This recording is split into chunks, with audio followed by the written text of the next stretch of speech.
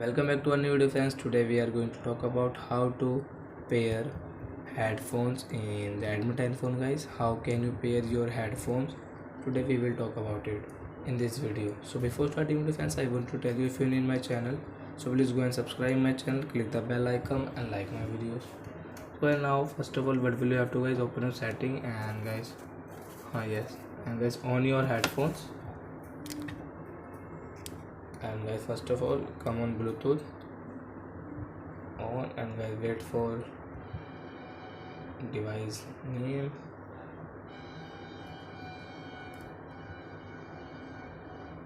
So you can see, guys, my headphone name. I want to pair, guys. So what will I do, guys? Click here. So you can see block, cancel, pair option, guys. You want to pair, so guys click on pair option. So it will pair.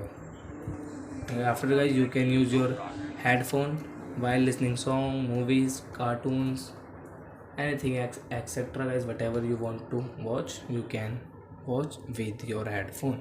So I think, guys, you have understood how to pair headphone in Redmi phone. So that's it, guys. Thank you for watching my video, guys. Now we will meet on next video with new topic. Before, guys, please go and like my videos.